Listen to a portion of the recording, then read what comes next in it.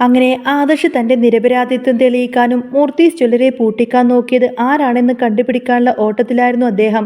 അങ്ങനെ നന്ദുവിന്റെ സഹായത്തോടു കൂടി തന്നെ ആദർശ് ഗ്രീന എന്ന ആ ഒരു പെൺകുട്ടിയെ പൊക്കി. അവളിൽ നിന്നും സത്യങ്ങളൊക്കെ ഓരോന്നോരോന്നായി പുറത്തു വന്നു. എൻ ജ്വല്ലറിക്കും ഡേവിഡിനും വേണ്ടിയിട്ടാണ് താൻ ഇതൊക്കെ ചെയ്തത് എന്ന് അവൾ സമ്മതിച്ചു. ഈ വിവരം ഉടനെ തന്നെ സ്റ്റാൻലി മാർട്ടിൻ ജ്വല്ലറിയെ അറിയിക്കുകയും ആ നഷ്ടപ്പെട്ട ഡീല് ആദർശിന് തന്നെ തിരിച്ചു കിട്ടുകയും ചെയ്യുന്നു. ചതിയിലൂടെ ഡീൽ തട്ടിയെടുത്ത എൻ ജ്വല്ലറി അവരെ പുറത്താക്കി. പക്ഷേ ആദർശിന് അപ്പോഴും ഒരു സംശയം ബാക്കിയുണ്ടായിരുന്നു. ജ്വല്ലറിയിൽ നിന്നുകൊണ്ട് തന്നെ ആരോ തന്നെ കാലുവാരുന്നുണ്ട് എന്ന് അദ്ദേഹത്തിന് ഉറപ്പായിരുന്നു. അത് മറ്റാരുമല്ല, തൻ്റെ അനിയത്തി അവന്തിക തന്നെയാണെന്ന കാര്യം ആദർശ് കണ്ടെത്തി. അവന്തികയെയും നാഗേന്ദ്രനെയും കൈയോടെ പൊക്കിക്കൊണ്ടു തന്നെ മുത്തശ്ശന്റെ മുന്നിൽ ഹാജരാക്കി തൻ്റെ നിരപരാധിത്വം തെളിയിക്കുകയാണ് ആദർശ്. അന്ന് മുതൽ ആദർശിനെ മുത്തശ്ശൻ സ്നേഹത്തോടെ ചേർത്ത് പിടിക്കുന്ന ഒരു അടിപൊളി സൂപ്പർ റിവ്യൂ ആട്ടോ പറയുന്നത്.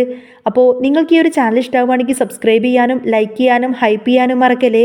ആദർശ് മുംബൈയിലേക്ക് പോകുന്നതിന് മുൻപേ തന്നെ സ്റ്റാൻലി മാർട്ടിൻ ജ്വല്ലറിക്കാരെ വിളിച്ച് സംസാരിച്ചു. അന്ന് ആ ഡീൽ ഞങ്ങൾക്ക് കിട്ടാതെ പോയത് എന്നെ ആരോ ചതിച്ചതുകൊണ്ടാണ്. എനിക്ക് ജ്യൂസിൽ മയക്കുമലർന്ന് കലർത്തി തന്നു. അതുകൊണ്ട് എനിക്ക് കൃത്യസമയത്ത് അങ്ങോട്ടേക്ക് എത്താൻ പറ്റിയില്ല. ആദർശ് ആ ഒരു കാര്യം അവരോടായി പറഞ്ഞു. പക്ഷേ അന്ന് എൻ ജ്വല്ലറിക്കാർ ആ ഡീല് കൊടുത്തത് എന്തിനാണെന്ന് പുള്ളി ചോദിച്ചപ്പോൾ മൂർത്തി ജ്വല്ലറിയുമായി ബിസിനസ് നടത്താൻ ഞങ്ങൾക്ക് വലിയ താല്പര്യമായിരുന്നു എന്നാണ് അവർ പറഞ്ഞത്. പാരമ്പര്യവും പരിശുദ്ധിയുമുള്ള നിങ്ങളുടേതുപോലെ ഒരു സ്ഥാപനത്തെ ഞങ്ങൾക്ക് വിശ്വാസമായിരുന്നു. പക്ഷേ ആദർശ് വരാതിരുന്നപ്പോൾ ഞങ്ങൾക്ക് വേറെ വഴിയില്ലായിരുന്നു. ബിസിനസ്സിൽ നെറുകേട് കാണിച്ച് ഒന്നും നേടാൻ ഞങ്ങൾ ആഗ്രഹിക്കുന്നില്ല. പക്ഷേ ഇങ്ങനൊരു ചതി പറ്റിയിട്ടുണ്ട് എന്ന കാര്യം ഞങ്ങൾ അറിഞ്ഞില്ല എന്ന് അവർ വ്യക്തമാക്കി. അന്നേരം ആദർശ് ആ പെൺകുട്ടിയെക്കുറിച്ച് ചോദിച്ചു.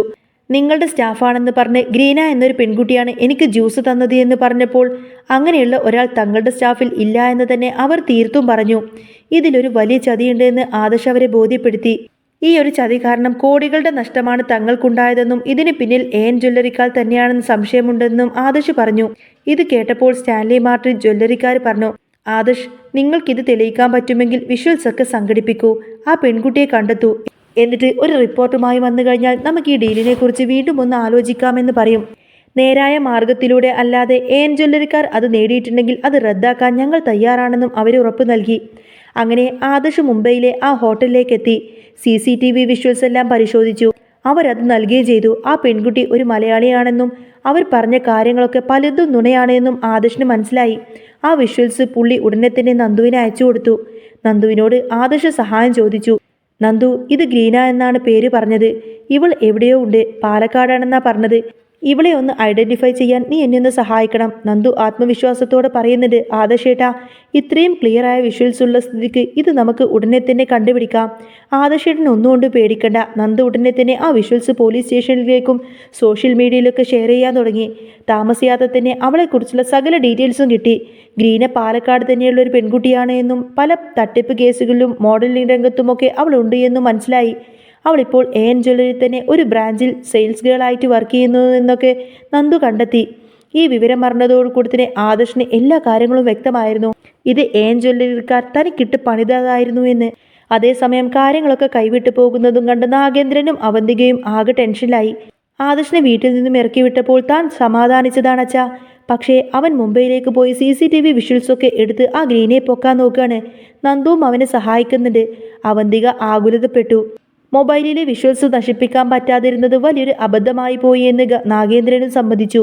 ഗ്രീനെ എങ്ങനെയെങ്കിലും മാറ്റണമെന്നും അവളുടെ മൊഴി ആദർശിന് കിട്ടരുത് എന്നും അവർ പ്ലാൻ ചെയ്തു. പക്ഷേ അപ്പോഴേക്കും നന്ദുവും ആദർശും പോലീസും കൂടി എൻ ജ്വല്ലറിയൊക്കെ വളഞ്ഞു കഴിഞ്ഞിരുന്നു. ഗ്രീന അവിടേക്ക് ഓടി രക്ഷപ്പെടാൻ നോക്കിയെങ്കിലും അവർ അവളെ ഓടിച്ചിട്ട് പിടിച്ചു. ആദർശ് അവളെ നേരെ ചീറി. എടി ഗ്രീനെ, നീ എന്നെ ചതിക്കുമായിരുന്നുല്ലേ? നിനക്കറിയാമോ എത്ര വലിയ നഷ്ടമാണ് നീ ഉണ്ടാക്കിയിരിക്കുന്നത് എന്ന്? കരഞ്ഞുകൊണ്ട് തന്നെ ഗ്രീന സത്യം തുറന്നു പറഞ്ഞു. സാർ എന്നോട് ക്ഷമിക്കണം. വീട്ടിൽ ഒരുപാടധികം കഷ്ടപ്പാടുകളുണ്ട്. അമ്മ സുഖമില്ലാതെ കിടക്കാണ്. പണത്തിന് വേണ്ടിയിട്ടാണ് ഞാനിത് ചെയ്തത് എന്നൊക്കെ പറയും. എൻ ജ്വല്ലറിക്കാരെ പറഞ്ഞിട്ടാണ് ഞാൻ ഈ ചതിക്ക് കൂട്ടുനിന്നത്. അവളുടെ ഈ ഒരു മൊഴി ആദർശ് വീഡിയോസായി പകർത്തിയെടുത്തിരുന്നു. ഈ തെളിവുകളും പോലീസ് റിപ്പോർട്ടും CCTV വിഷ്വൽസും എല്ലാം തന്നെ സ്റ്റാൻലി മാർട്ടിൻ ജ്വല്ലറിക്ക് അയച്ചു കൊടുത്തു. സത്യം ബോധ്യപ്പെട്ടതോടുകൂടി തന്നെ അവർ ജ്വല്ലറിയുടെ ഡീൽ അങ്ങ് റദ്ദാക്കി. അത് മൂർത്തി ജ്വല്ലറിക്ക് തന്നെ നൽകുകയായിരുന്നു. വിജയശ്രീ ലാളിതയെ ആദർശ് അനന്തപുരിയിലേക്ക് തിരിച്ചെത്തി. പക്ഷേ ആദർശിന്റെ ഉള്ളിൽ ഒരു സംശയം കൂടി ഉണ്ടായിരുന്നു. ജ്വല്ലറിയിലെ ഓരോ കാര്യങ്ങളും ജ്വല്ലറിക്കാർ അപ്പോൾ തന്നെ അറിയുന്നുണ്ട്. അത് വീട്ടിൽ ആരെങ്കിലും ചോർത്തി കൊടുക്കുന്നത് കൊണ്ടായിരിക്കുമെന്ന് ആദർശ് ഉറപ്പിച്ചു. അനിയോടും ആദർശ് ഈ ഒരു സംശയം തന്നെ പറയുന്നുണ്ടായിരുന്നു. അനിയും അത് ശരിവെച്ചു. അവർ അഭിയെയും നവ്യയൊക്കെ സംശയിച്ചുവെങ്കിലും ഒടുവിൽ അവന്തികയിലേക്ക് തന്നെ സംശയം നീണ്ടു. ദേവയാനിയും ആദർശിനോട് പറയുന്നുണ്ട്, മോനെ, അവന്തിക എപ്പോഴും രഹസ്യമായി ഫോണിൽ സംസാരിച്ച് ഓരോരോ ഡീലുകൾ നടത്തുന്നുണ്ടൊക്കെ ഞാൻ ശ്രദ്ധിച്ചിട്ടുണ്ട്. അവളെ നീയൊന്ന് സൂക്ഷിക്കണം. ആദർശും അനിയും കൂടി നന്ദുവിൻ്റെ സഹായത്തോടു കൂടി തന്നെ അവന്തികയുടെ കോൾ ലിസ്റ്റും ലൊക്കേഷനും എല്ലാം തന്നെ ട്രേസ് ചെയ്തു. അവൾ സ്ഥിരമായി ജ്വല്ലറിയുടെ നമ്പറിലേക്ക് വിളിക്കുന്നതായും ഡേവിഡിനെ കാണാൻ പോകുന്നതായും അവർ കണ്ടെത്തി. ഒരു ദിവസം അവൾ നാഗേന്ദ്രനെ കാണാൻ വേണ്ടിയിട്ട് നാഗേന്ദ്രനുള്ള ആ ഒരു ഹോട്ടലിലേക്ക് എത്തിയപ്പോൾ ആദർശും നന്ദുവും പിന്നാലെ പോയിരുന്നു. അവരെ ഒന്നിച്ച് കൈയോടെ പൊക്കി. താനായിരുന്നു അല്ലേ ഇതിൻ്റെയൊക്കെ പിന്നിൽ എന്ന് ആദർശ് നാഗേന്ദ്രനോട് അങ്ങ് ദേഷ്യപ്പെട്ട് ചോദിക്കാണ്. നാഗേന്ദ്രനും അവന്തികയും ആദർശിനെ കണ്ട് ആകങ്ങനെ പേടിച്ച് വിറച്ച് നിൽക്കാണ്. അവൻ നാഗേന്ദ്രനെയും അവന്തികയെയും നേരെ പിടിച്ച് മുത്തശ്ശൻ്റെ മുന്നിലേക്ക് അങ്ങ് ഇട്ടുകൊടുത്തു. നാഗേന്ദ്രനെ കണ്ടതോടുകൂടി തന്നെ മുത്തശ്ശൻ അങ്ങ് പൊട്ടിത്തെറിച്ചു. എടാ ദുഷ്ട, പണ്ട് നിന്നിൽ നിന്നും ഇങ്ങനൊരു ചതി പ്രതീക്ഷിച്ചപ്പോഴാണ് ഞാൻ നിന്നെ ഈ വീട്ടിൽ നിന്നു തന്നെ ഇറക്കി വിട്ടത്. എന്നിട്ടും നിന്റെ പക തീർന്നില്ലേ? നിന്റെ ഭാര്യയും മക്കളെയും ഇത്രയും കാലം ഞാൻ പൊന്നുപോലെയല്ലേടാ നോക്കിയത്. എന്നിട്ടാണോ നീ ഇത്രയൊക്കെ എന്നോട് ചെയ്തത്? അവന്തികയോടും മുത്തശ്ശൻ അങ്ങ് കയർത്തു. എടി, രാജകുമാരിയെ പോലെ നിന്നെ ഞാൻ വളർത്തിയിട്ടും നീ അനന്തപുരിക്കാർക്കെതിരെ തന്നെ തിരിഞ്ഞു കളിച്ചല്ലോടി. മുത്തശ്ശൻ ആദർശിൻ്റെ അടുത്തേക്ക് ചെന്നിങ്ങനെ വിളിച്ച് മാപ്പ് പറയാണ്. മോനെ ആദർശേ, ഞാൻ നിന്നെ വല്ലാതെ അങ്ങ് തെറ്റിദ്ധരിച്ചു.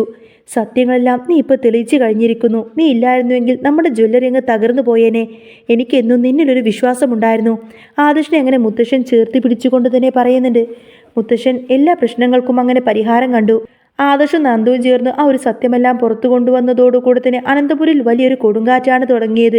എന്നാൽ നാഗേന്ദ്രനെയും അവന്തികയും മുത്തശ്ശൻ വീട്ടിൽ നിന്ന് തന്നെ ഇറക്കി വിട്ടുവെങ്കിലും അവർക്ക് അത്രങ്ങ് തോറ്റു പിന്മാറാനൊന്നും തയ്യാറായിരുന്നില്ല. ആദർശിനെയും കുടുംബത്തെയും സമാധാനം കെടുത്താൻ പുതിയ തന്ത്രങ്ങൾ നാഗേന്ദ്രൻ ഇങ്ങനെ പ്ലാൻ ചെയ്യുന്നുണ്ടായിരുന്നു. മുത്തശ്ശൻ്റെ സ്നേഹവും വിശ്വാസവും തിരിച്ചു പിടിച്ച് ആദർശ് മൂർത്തി ജ്വല്ലറിയുടെ പ്രതാപം വീണ്ടെടുക്കാനുള്ള ശ്രമത്തിലായിരുന്നു. സ്റ്റാൻലി മാർട്ടിൻ ഡീൽ കൈവന്നതോടുകൂടി തന്നെ ജ്വല്ലറിയുടെ ഓഹരിയുടെ മൂല്യം കുതിച്ചുയർന്നു. ഇതിനിടയിൽ നന്ദുവും അനിയും തമ്മിലുള്ള ആ ഒരു ബന്ധം കൂടുതൽ ദൃഢമായി മാറുന്നുണ്ടായിരുന്നു. നന്ദുവിൻ്റെ ബുദ്ധിയും ആദർശിൻ്റെ നിശ്ചയദാർഢ്യമാണ് അനന്തപുരിയെ രക്ഷിച്ചത് എന്ന് എല്ലാവരും തിരിച്ചറിഞ്ഞു. അനന്തപുരിയിൽ നിന്നും പുറത്താക്കപ്പെട്ട അവന്തികയും നാഗേന്ദ്രനും ഒരു പഴയ വാടക വീട്ടിലേക്ക് തന്നെ മാറാൻ നിർബന്ധിതരായി. ആഡംബരത്തിൽ വളർന്ന അവന്തികയ്ക്ക് ആ ഒരു ജീവിതം സഹിക്കാവുന്നതിലും അപ്പുറമായിരുന്നു.